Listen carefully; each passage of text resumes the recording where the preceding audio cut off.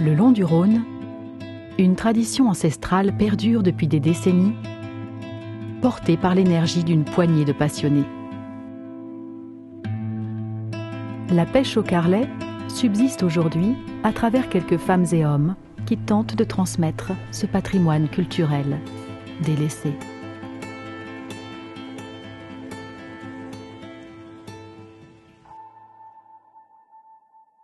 À l'origine, cette méthode de pêche apparaît au XVIIe siècle et fait le bonheur de quelques pêcheurs opportunistes. On tend de grands filets accrochés à un carré de bois, depuis la berge ou sur une embarcation. Et lorsque l'eau se trouble, on pêche quelques poissons distraits qui remontent le courant. Pratiquée au départ par des gens dans le besoin, cette pêche devient rapidement une source de nourriture et un revenu complémentaire pour ceux qui savent la maîtriser. Au fil des années, les pêcheurs se sédentarisent et se perfectionnent. Des pontons apparaissent et des mâts métalliques se dressent au-dessus de l'eau pour atteindre les lieux les plus propices à la capture. Les abris deviennent peu à peu des cabanes où l'on pêche des poissons prestigieux comme l'alose. Le carlet ou le carré, comme il est appelé le long du Rhône, devient alors un lieu de convivialité et de partage où l'on se retrouve pour faire vivre cette tradition. Aujourd'hui, la pêche au carlet est bien plus qu'une simple technique. Elle fait partie du patrimoine fluvial que certains s'efforcent de perpétuer. Je m'appelle Serre Roger. Ça fait 40 ans que je fais le carré. Tous les jours de l'année. Même le jour de Noël, le jour de l'An, toutes les fêtes. Je suis toujours là. Voilà. C'est la passion. C'est d'abord, vous n'avez pas d'appât à acheter. Vous n'avez pas de kilomètres à faire, vous êtes sur place. Et puis, moi, quand je vois mon gros poisson dans le carré, c'est un plaisir. Voilà. Ah oui, je suis le dernier sur le petit Rhône. Il y en avait 12 d'ici à le Baron, il n'y en a plus. Il n'y a que moi. Parce que tout le monde s'amusait, on se connaissait tous. Tous les gens d'ici, les anciens, tout ça, ils pêchaient les sandres. Le sandre, c'est le meilleur poisson de douce. J'en ai fait un de 12 kilos. Et un brochet. Un brochet, la première année que j'étais à la retraite, j'en ai fait un aussi de 12 kilos. Avec tout ça, des brochets, il n'y en a plus. Là, on n'aurait pas resté autant longtemps sans tourner parce qu'il y en avait des poissons. À la fois. Les poissons, il y en a de moins en moins.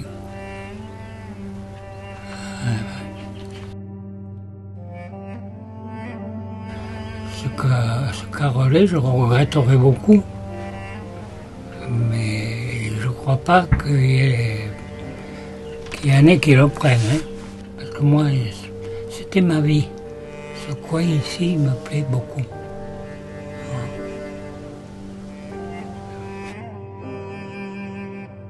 À 94 ans, Roger incarne la mémoire vivante de cette tradition. Et ses inquiétudes sur l'avenir de cette pêche ont résonné jusqu'à la ville de Beaucaire. Ici, sur l'île de la Barthelasse, les lycéens en section chaudronnerie de la commune ont construit un carlet flambant neuf en hommage au patrimoine fluvial. Cet ouvrage permet aux jeunes du territoire de découvrir l'univers du carlet grâce au projet porté par la ville de Beaucaire et la Compagnie nationale du Rhône. Xavier Baudy les initie à ce savoir-faire et vise à éveiller leur curiosité sur les milieux aquatiques et leur fonctionnement, tout en suscitant peut-être des vocations. L'origine du carlet remonte à très très longtemps, puisqu'il y a Il apparaît sur le premier Larousse, je crois, en 1750, le mot carlet, donc c'est vraiment très vieux. Ici, sur le Rhône, il y a une quarantaine d'années, il y avait une trentaine de carlets. Au jour d'aujourd'hui, il n'en reste plus que 7. Donc nous essayons de redynamiser cette mémoire de cette pêche qui se situe au bord du Rhône. Donc ça fait partie pour nous, ça fait partie pour la ville de Beaucaire du patrimoine fluvial. En fait, ici, c'était l'endroit où on pêchait les aloses. Les aloses, c'est un tout petit poisson qui est comme ça à peu près, ouais. Et ici, ils appelaient ce poisson l'or blanc du Rhône. C'était vraiment un poisson emblématique, c'est toujours un poisson emblématique, mais il y en a beaucoup moins. Et il se vendait très cher, donc les pêcheurs amateurs en prenaient le maximum. Ensuite, généralement, pour eux, ou sinon ils le vendaient dans un restaurant, ça leur faisait un peu d'argent. Et aujourd'hui, donc, on va se servir de ce carlet, on va essayer de comprendre le maniement, et on va voir s'il y a du poisson. Alors quelqu'un va prendre la manivelle et on va descendre le carlet. Alors pour réussir une bonne pêche au carlet, il faut quand même savoir quels sont les poissons qui passent. Il faut imaginer que le Rhône c'est un peu comme une route. La plupart des poissons migrateurs par contre remontent sur le côté du Rhône et descendent de l'autre côté. Donc vous avez remarqué que le carlet se situe au niveau de sa flèche à peu près à 8 mètres du bord. Donc c'est vraiment un endroit où on peut pêcher le poisson migrateur. En l'occurrence l'anguille, la lauze. Et à partir de là, donc, vous mettez donc, ce filet dans l'eau. Et là vous attendez 10 minutes.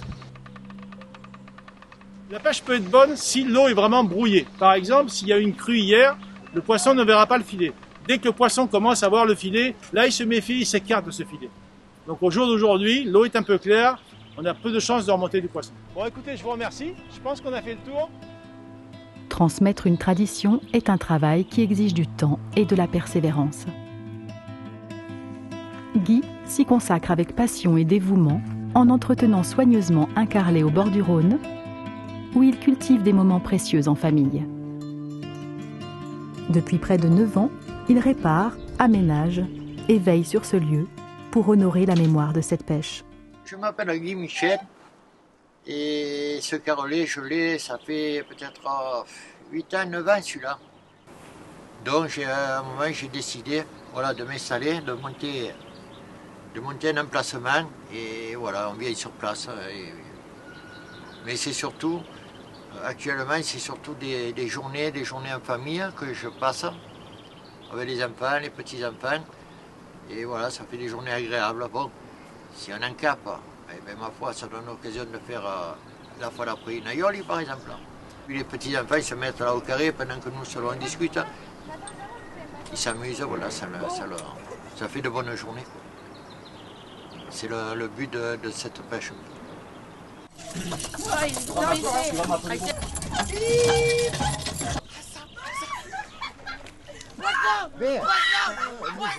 Tiens-le.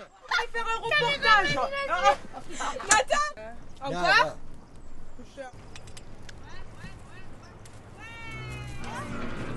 Tu veux quoi? Arrête, tu le tiens au-dessus. Mais la pêche au carré, actuellement, s'en occuper, s'investir, c'est un peu un entretien du matériel, c'est un peu faire des modifications, essayer d'améliorer pour une chose ou pour une autre. Mais bon, est-ce que ça se transmettra? Je sais. Les petits enfants, mais j'en ai un qui est un peu accroché là-dessus, bon, qui est en règle générale, qui est toujours plus ou moins assis à ma place, à remonter le carré. Est-ce qu'il prend la relève? Est-ce que je sais pas. Je peux pas dire, bon, ça y plaît, mais est-ce qu'à un moment, il n'ira pas plutôt courir après les petites que de venir bouger la manivelle? Je sais pas. Mais c'est quand même une tradition qui s'égare un peu. J'ai un peu de crainte, mais bon, je souhaite. En faisant, voilà, ces journées pour faire reconnaître ça aux jeunes, pour faire reconnaître. Il y en a quelques-uns qui accrochent d'ailleurs. On est prêt à leur laisser un moment l'emplacement, à leur laisser. Parce qu'il y en a un moment qu'on décrochera aussi. Aujourd'hui, bon, j'ai fait les 70 ans. C'est pas toujours évident. Hein. Bon, on le fait parce qu'on a la passion. Mais bon, il faut reconnaître que des fois, le soir dans les courbatures. Hein. Voilà.